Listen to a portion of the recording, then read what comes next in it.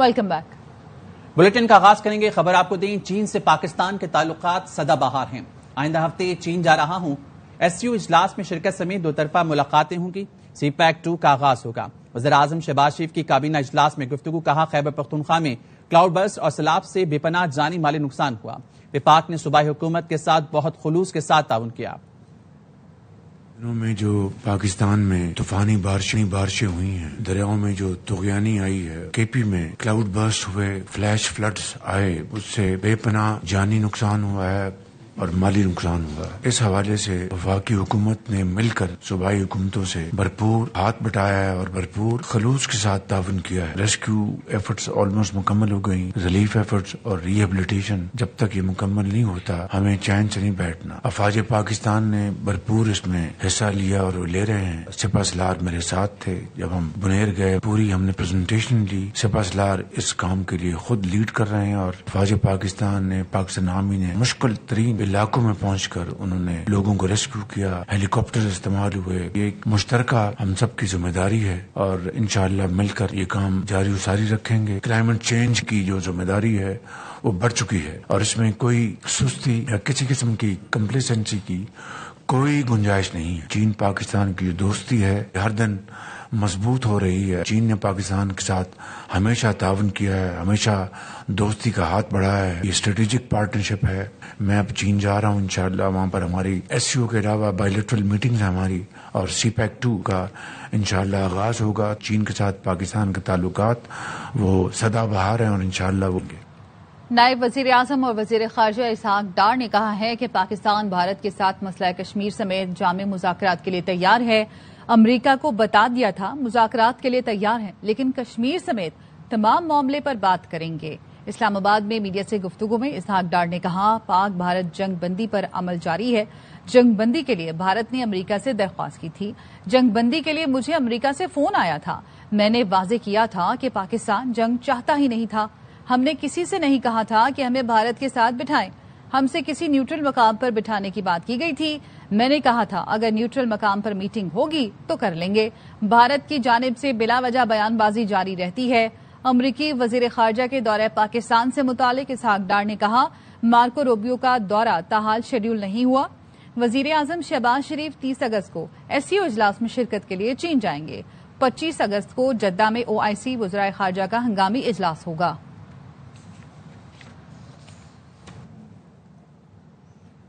پاکستان چین کا علاقائی امن و استحکام اور سلامتی کو فروغ دینے کا عزم۔ آرمی چیف فیلڈ مارشل سعید عاصم منیر اور چینی وزیر خارجہ کی ملاقات ہوئی۔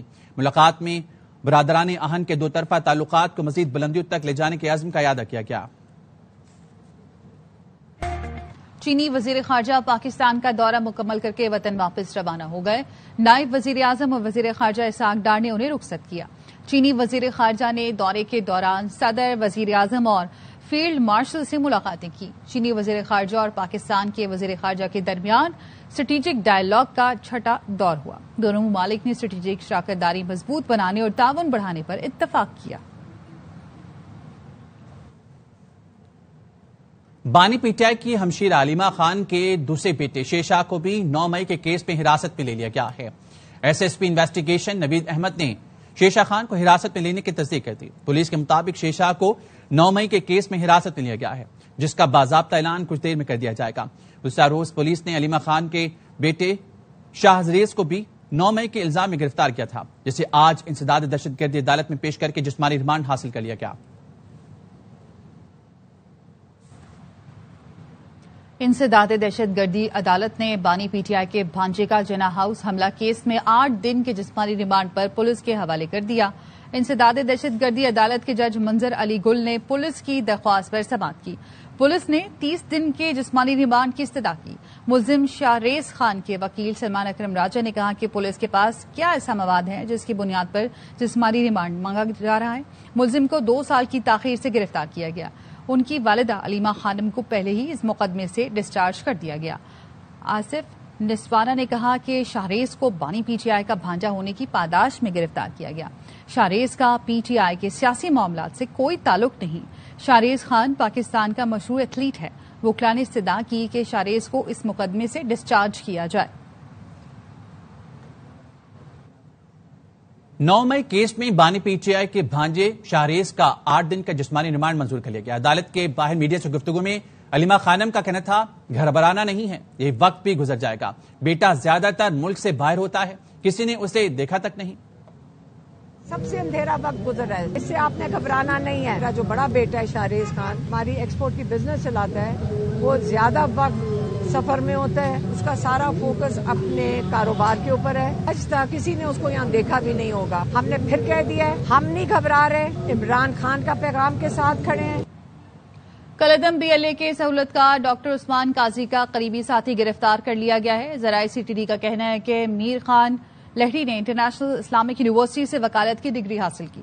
عبداللہ مکسی ہمارے ساتھ موجود ہیں, ان سے مزید جانیں گے. بتائیے گا عبداللہ. جی بالکل, سی ٹی ڈی نے آج ایک بہت بڑی کارروائی کی ہے. گزشتہ روز گرفتار ہونے والے کالعدم تبدیل کا جو سہولتکار ہے, ان کا جو قریبی ساتھی ہے ڈاکٹر عثمان قاضی کا, وہ گرفتار کر لیا ہے سی ٹی ڈی نے. ان کے مطابق سی ٹی ڈی نے میر خان لہڑی کو گرفتار کر کے تفتیش شروع کر دیا ہے.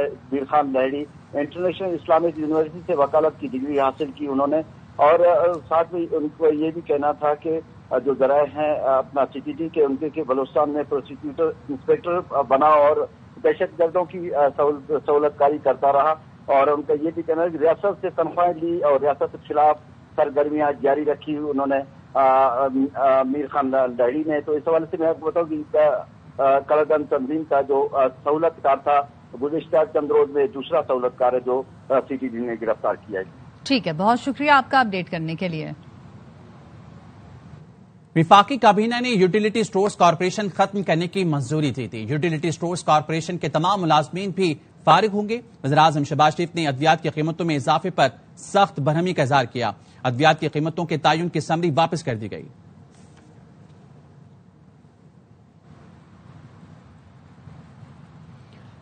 گلگت بلتستان کے ضلع خزر میں گلیشیئر پھٹنے سے سیلاب نے پھر تباہی مچا دی. متعدد دیہات زیر آب آنے سے درجنوں افراد پھنس گئے. ترجمان گلگت بلتستان حکومت فیض اللہ فراق کا کہنا ہے 50 سے زائد افراد کو ریسکیو کر لیا گیا. گلیشیئر پھٹنے سے جانی نہیں لیکن لوگوں کا شدید مالی نقصان ہوا. دریا میں پانی کا بہاؤ رکنے سے مزید تباہی کا خدشہ ہے. فیض اللہ فراق کا کہنا ہے کہ پانی جھیل کی صورت اختیار کر گیا, جس سے متصل دیہات مزید زیر آب آنے کا خطرہ بڑھ گیا.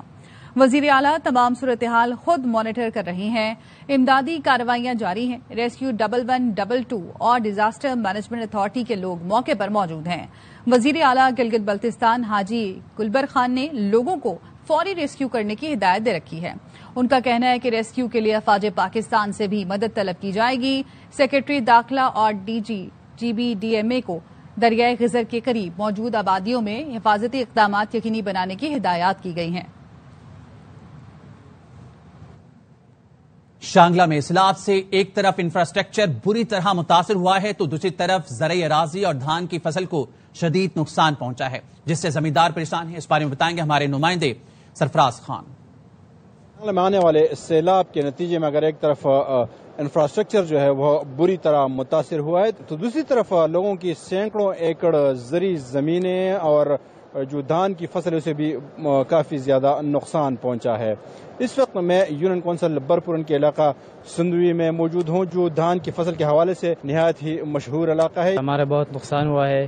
یہ جو دریا آئے تھے پانی والے, ہمارا سارا زمین کو برباد کر دیا.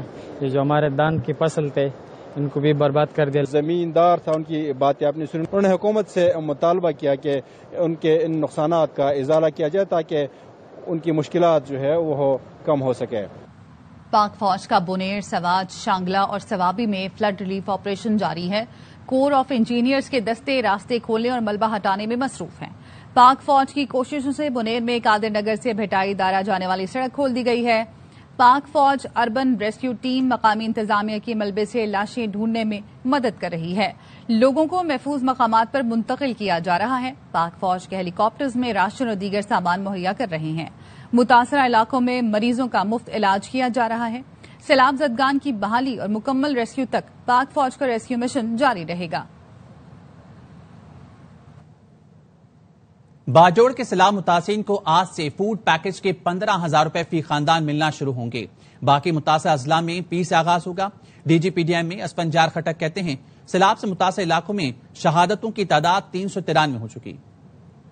افراد کی شہادتیں ہوئی ہیں وہ ہیں 393. 300 مرد حضرات ہیں، 53 فیمیل ہیں، 40 جو ہیں اس میں بچے شامل ہیں. انجرڈ کی تعداد جو ہے اس وقت وہ 100 ہے. ڈیمیج ہاؤسز کا جو ابھی تک ہمارے پاس ڈیٹا ہے وہ 1711 ہے. 425 جو ہیں وہ کمپلیٹلی ڈیمیج ہیں. 1268 کو جزوی نقصان پہنچا ہے. 266 اسکولوں کو نقصان پہنچا ہے. پیر کے دن سے ہی ڈی سی صاحبان نے جو ڈیتھ کمپنسیشن اور انجرڈ کمپنسیشن ہے وہ شروع کر دی ہیں. سی ایم صاحب نے تمام سیلاب زدگان جو ہے ان کو 15,000 روپے کا ایک فوڈ پیکج اناؤنس کیا ہے کہ جو کہ ان کو ڈیجیٹلی ملنا انشاءاللہ باجوڑ کے متاثرین کو آج سے ملنا شروع ہو جائے گا. پیر کے دن سے انشاءاللہ باقی تمام صوبے کے جتنے بھی متاثرین ہیں سیلاب متاثرین ان کو ان کے اکاؤنٹ میں 15,000 روپے ملنا شروع ہو جائیں گے. 302 ٹرک کا سامان جو ہے ریلیف گوڈز وہ ہم نے ڈسٹرکٹس کو پہنچا دیے ہیں. متاثر ہوئے ہیں 5,690 تھے. اللہ کے امر سے زندہ بچائے ہیں 5,255 ہیں. مسنگ لوگ ہیں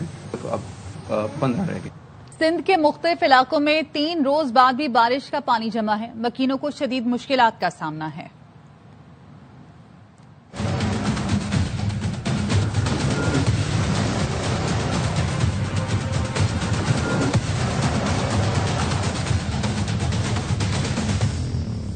سندھ کے مختلف علاقے 3 روز کی بارش کے بعد بھی پانی ہے. ٹنڈو محمد خان میں طوفانی بارش کے بعد نشیبی علاقے دریا کا منظر پیش کرنے لگے. علاقہ مکینوں کو شدید مشکلات کا سامنا ہے. بارش کے دوران مختلف حادثات میں 3 افراد جاں بحق اور 13 زخمی ہوئے. کوئی بھی ہمارے پاس نہیں آیا, کوئی انتظام ہمارے کسی نے بھی سار سنبھال نہیں لی. ہماری برسات کا پانی ادھر نکال ہے نہیں, کچھ سسٹم ہی نہیں بنا ہوا ہے تو کیا کریں. ٹنڈو العیار کے علاقے بقیرہ شریف میں بارش نے نظام زندگی کو مفلوج کر کے رکھ دیا. خاص خیلی محلہ میں بارش کا پانی گھروں میں داخل ہونے سے شہری شدید مشکلات کا شکار ہیں. کوئی بھی ہماری سنتا نہیں, ادھر کوئی بھی جگہ نہیں, کوئی راستہ نہیں, نہ نماز کے لیے نکلتے نہ اسکول کے لیے کوئی بچہ نکلتا ہے. حیدرآباد میں حالیہ بارشوں کے بعد ریلوے کالونی ڈوب گئی. 500 سے زائد مکانوں میں پانی جمع ہے. کئی مکین نقل مکانی کر چکے ہیں مگر کوئی پرسان حال نہیں. اہل کراچی بارش کے لیے دعائیں کر رہے تھے لیکن کچھ علاقوں میں باران رحمت انتظامیہ کی نااہلی کے باعث زحمت بن گئی. دیکھتے ہیں اصغر عمر کی رپورٹ. شہر قائد میں بارش کے بعد جہاں مختلف مقامات سے پانی کی نکاسی کر دی گئی ہے وہیں کچھ علاقوں میں پانی تاحال موجود ہے.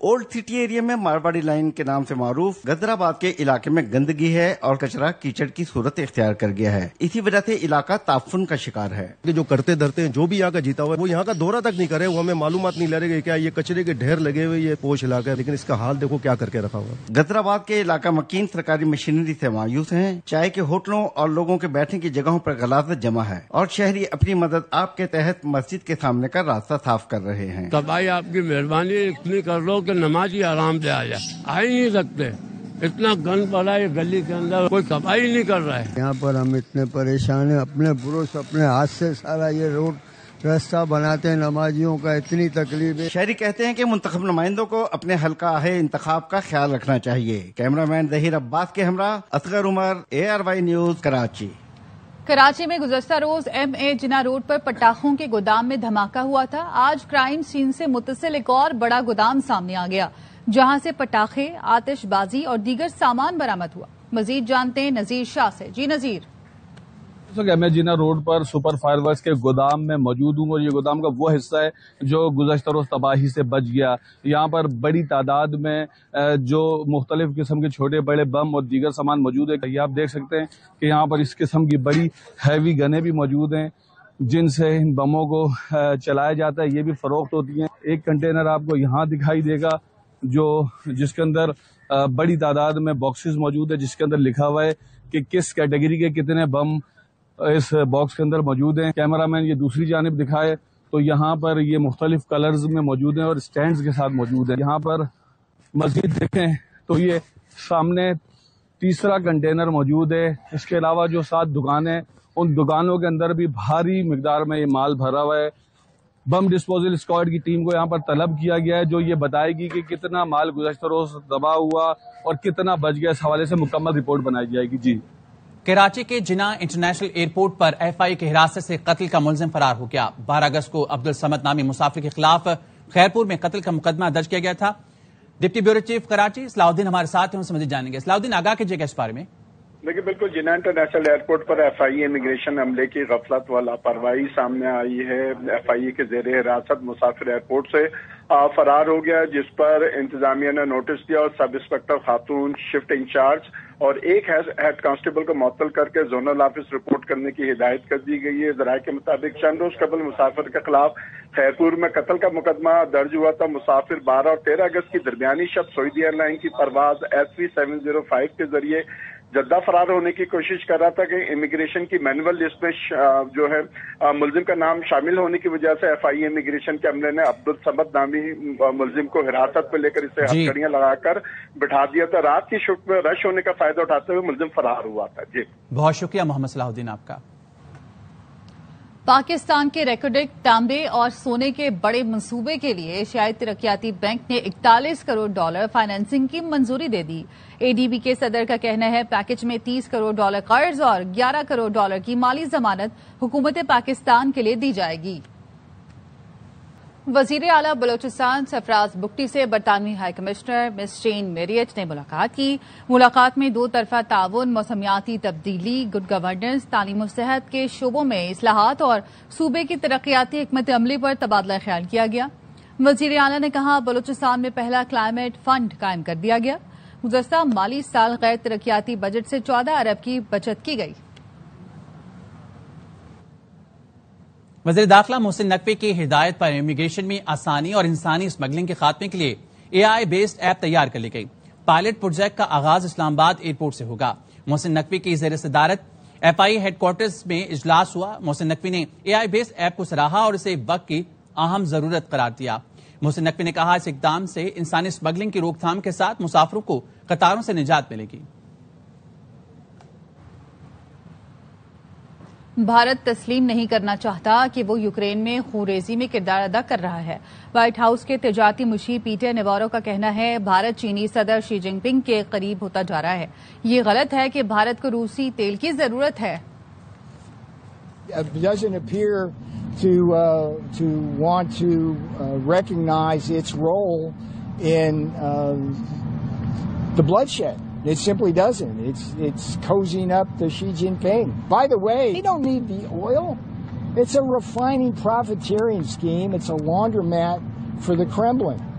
That's the reality of that. India is not creating peace. It's perpetuating the war. Asian throwing championship میں پاکستان کے یاسر سلطان نے جیولن تھرو میں برانز میڈل جیت لیا۔ یاسر نے 77.43 کی سیزن بیسٹ تھرو کر کے میڈل اپنے نام کیا۔ سری لنکا نے گولڈ جبکہ جاپان نے سلور میڈل حاصل کیا۔ چیمپئن شپ کوریا میں جاری ہے۔ پاکستان کی آئس ہاکی میں شاندار کارکردگی، فلوریڈا میں لیٹم کپ ڈویژن 3 چیمپئن شپ جیت لی۔ پاکستان نے فائنل میں پیرو کو 6-1 سے شکست دی۔ چیمپئن شپ میں پاکستانی ٹیم نے ناقابل شکست رہتے ہوئے 5 میچز جیتے۔ جیت کے بعد کھلاڑیوں نے پاکستانی پرچم کے ساتھ وکٹری پریڈ بھی کی۔ اور اب ایئر بائی ٹیکنالوجی۔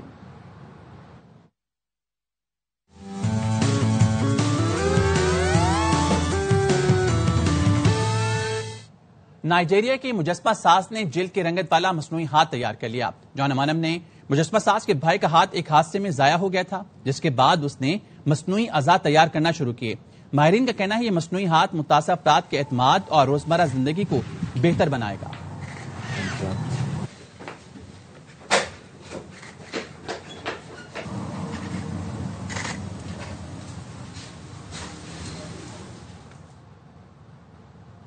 اس کے ساتھ ہی نیوز بلیٹن سے فی الوقت اتنا ہی۔ مزید خبروں کے لیے وزٹ کیجیے ARYnews.tv اور دیکھتے رہیے ARY نیوز۔